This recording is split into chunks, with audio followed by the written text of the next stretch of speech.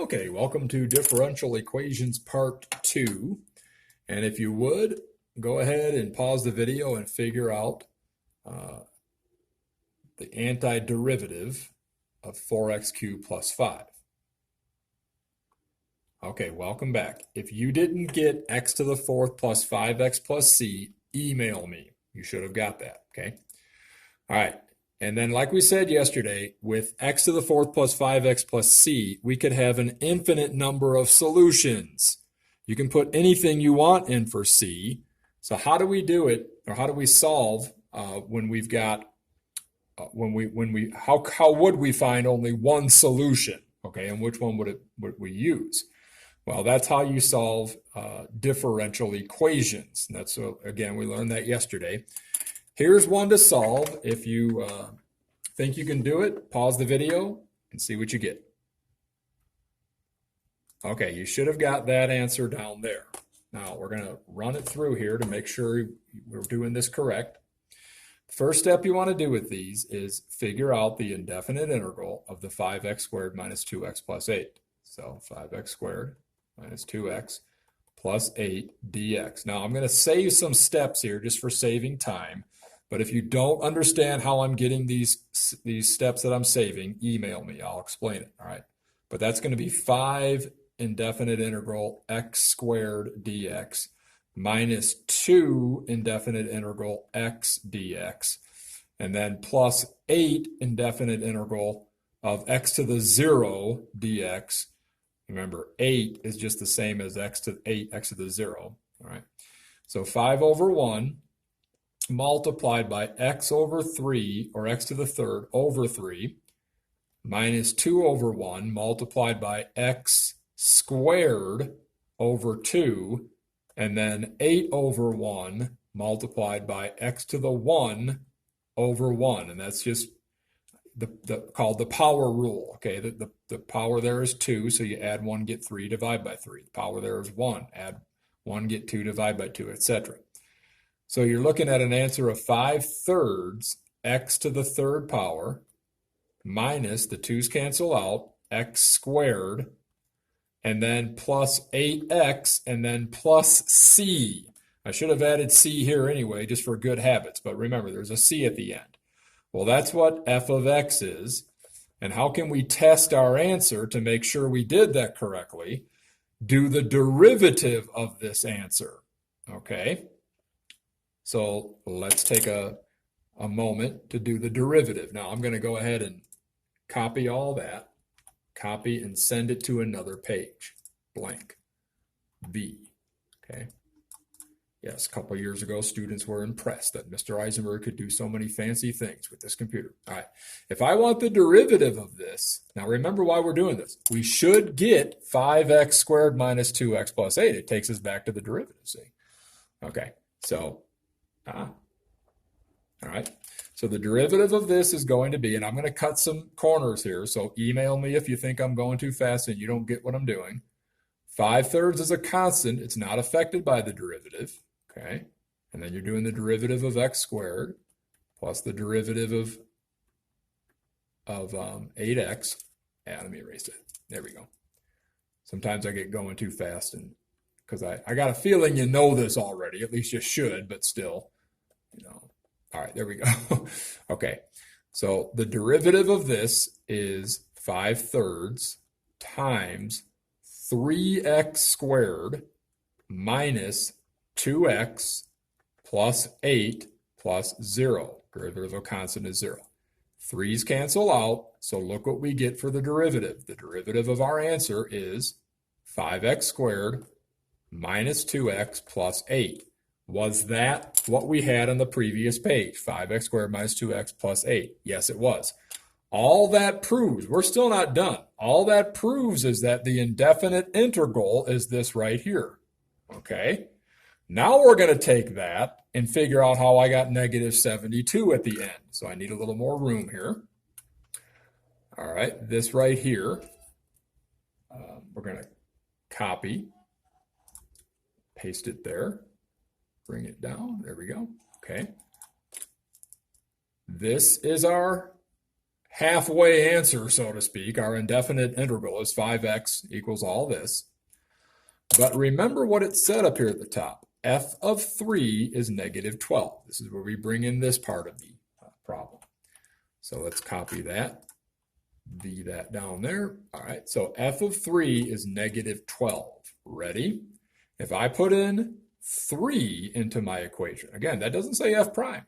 That just says F. That's what this is, F. So F of 3, that would be 5/3 times 3 to the third power minus 3 to the second power plus 8 times 3 plus C.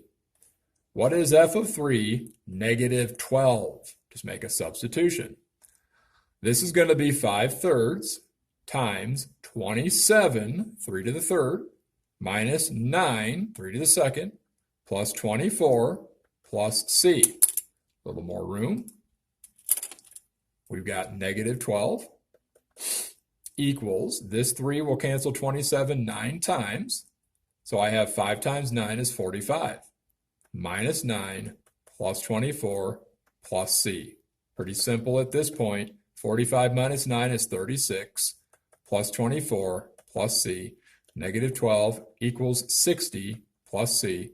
Take away 60 from both sides, and that's how we're getting C equal to negative 72. So our final answer is, there's your first part of your indefinite integral, okay, and then minus 72.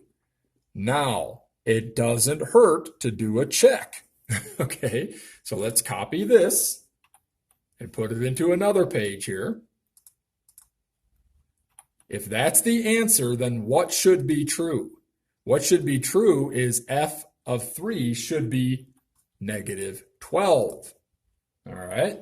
When I put in 3 into this equation, I should get negative 12. Let's see if I do. F of 3 would be 5/3 times 27 again, minus 9, plus 24 again, minus 72. I hope you see how I got that. I'm just putting in 3 for x every time, okay? Well, that's going to be 9 there. So that's going to be 45 minus 9 plus 24 minus 72. That's going to be 36 plus 24 minus 72. That's going to be 60 minus 72. And 60 minus 72 is indeed negative 12. So yes, F of 3 is negative 12. These are just ways that you can check your final answers. Okay. Now, that being said, see if you can do this one. Now, this is right out of your homework. It's actually number 71 on the homework page, all right, that I gave you. But I replaced X with U. No, I replaced U with X. I thought U looked a little too confusing. So on 72, you'll see U instead of X. But see if you can use this information to figure out the answer. Pause the video. Okay, there's your final answer down there. Let's see how we got that. All right, first of all, I'm going to simplify F prime of X to say 4 cosine X minus 4 sine 2x. I'm just distributing the 4, right? Okay, now I do the indefinite integral of, and that would be, well, let me take my time on this because I know this might be confusing some of you. Right there, okay. That's what you're looking at, right? It's the indefinite integral of each part. Move the 4 out to the front. Indefinite integral of the cosine of x dx, and then minus 4 indefinite integral of sine of 2x dx. Okay, by the way, I skipped a step there. You know, it could have started out like this. It could have started out with 4 cosine x minus 4 sine 2x dx. But I just simply took that and broke it up into 2 parts, minusing. Okay. So now I've got 4. Well, what's the indefinite integral of the cosine of ax? And what would my a be? My a would be 1. There's a 1 right there, right? So you're looking at 1 over 1 times the sine of 1x, or the sine of x, minus 4 times, what's the indefinite integral of the sine of ax, and what's my a? My a would be 2. Okay, so I would have negative 1 over 2 cosine 2x, and then let's add c on the end. Okay, I know it says add c there and add c there, but the whole thing is just adding c on the end. All right, so scroll down a little bit, and let's see what we get when we simplify all that. All of that here, in fact, let me just do this. Let me move the answer up here. Okay, we'll come back to the answer in a moment.